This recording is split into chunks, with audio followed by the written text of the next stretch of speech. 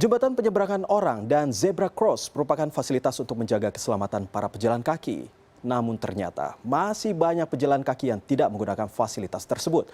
Padahal aturan penggunaannya sudah tertulis dalam undang-undang beserta sanksi yang diberikan. Belakangan ini kita sering melihat dan mendengar berita tentang beberapa kasus kecelakaan yang terjadi di lalu lintas yang melibatkan anak-anak bahkan orang dewasa. Hal ini membuat kita sadar bahwa pentingnya menjaga keselamatan adalah tanggung jawab kita semua. Kita bisa mencegah hal-hal tersebut dengan mengetahui cara-cara bagaimana menjaga keselamatan. Warahmatullahi wabarakatuh. Salam sejahtera untuk kita semua. Perkenalkan, saya Hawa Nur Aziza, guru di SD Lab School Cibubur, Kota Bekasi. Setiap anak di kelas adalah individu yang unik. Mereka memiliki perbedaan dalam berbagai hal, baik dari kesiapan belajar, minat, serta gaya belajar masing-masing. Jadi artinya mereka memiliki kebutuhan belajar yang beragam, sehingga mereka dapat belajar sesuai dengan kebutuhan dan potensinya masing-masing.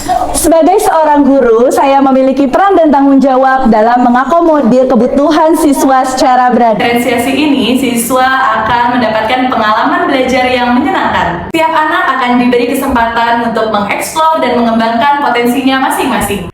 Langkah pertama yang saya lakukan adalah melaksanakan asesmen awal untuk memetakan kebutuhan murid. Asesmen ini saya lakukan melalui 2 tahap. Tahap pertama, saya melakukan asesmen awal dengan memanfaatkan aplikasi Quizizz. Saya dapat dengan mudah mengetahui kondisi awal murid terhadap materi yang akan dipelajari. Tahap kedua, anak-anak melakukan tes awal untuk menentukan minat dan bakat. Asesmen ini dilakukan dengan cara melakukan wawancara kepada siswa untuk mendapatkan informasi terkait minat dan bakat pada peserta didik. Hasil asesmen awal terdapat 8 siswa dengan kategori belum paham, 13 siswa dengan kategori siswa paham sebagian, dan 9 siswa dengan kategori siswa paham utuh. Berikut hasil pemetaan minat dan bakat siswa kelas 2 Gunung. Hasil dari asesmen ini kemudian saya rancang dalam proses pembelajaran berdiferensiasi. Hal yang selalu saya dan murid-murid lakukan setiap pagi untuk menciptakan suasana yang menyenangkan di kelas adalah melakukan pembiasaan-pembiasaan pagi, melakukan kegiatan labs morning, menyambut siswa, mengecek kesiapan belajar siswa.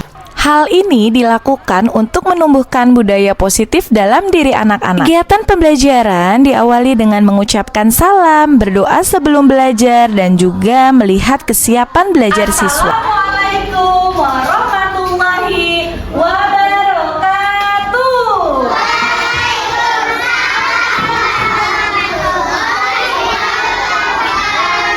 Oke, teman-teman, selamat pagi.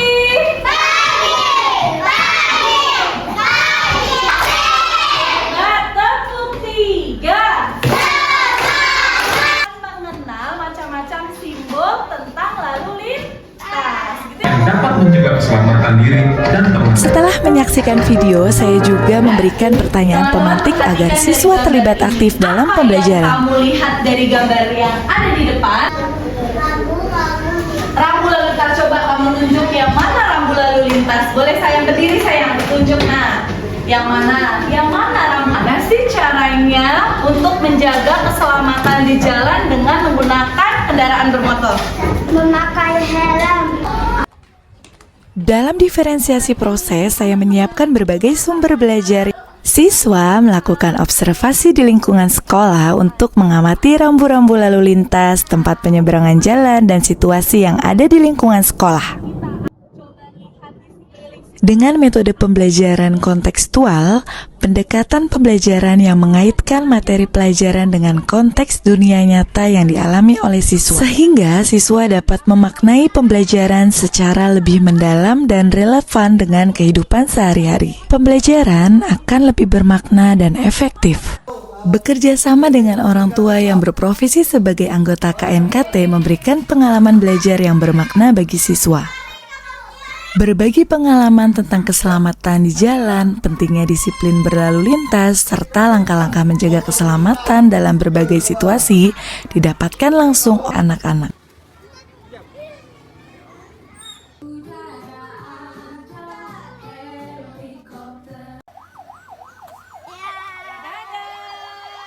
Dalam diferensiasi produk, setiap kelompok akan diberi kebebasan dalam membuat proyek yang akan dihasilkan.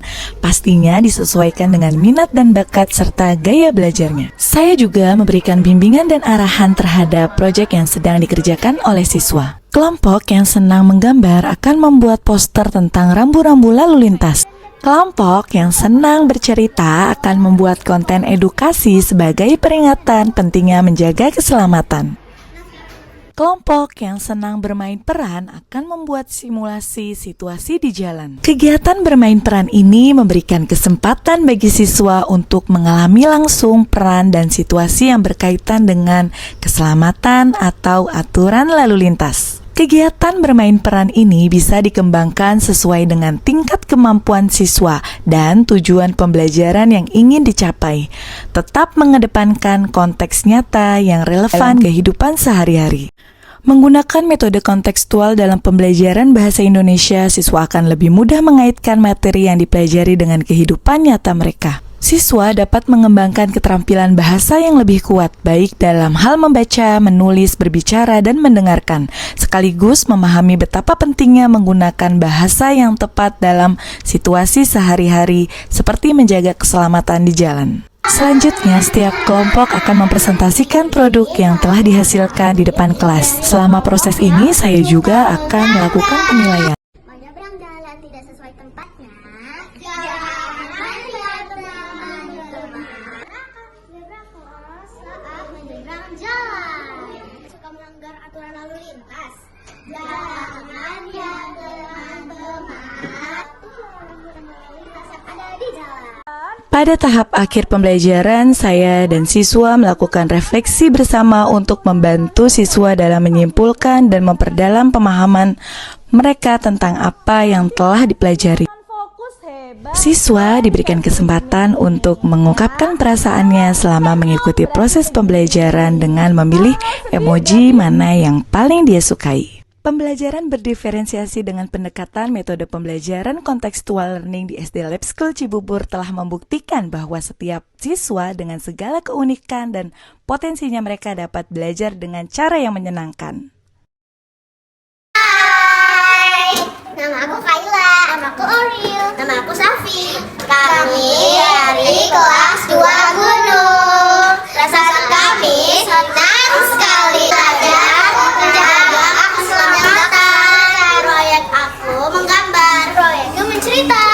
Aku dan teman-teman bermain peran. Kami semua belajar satu sama lain.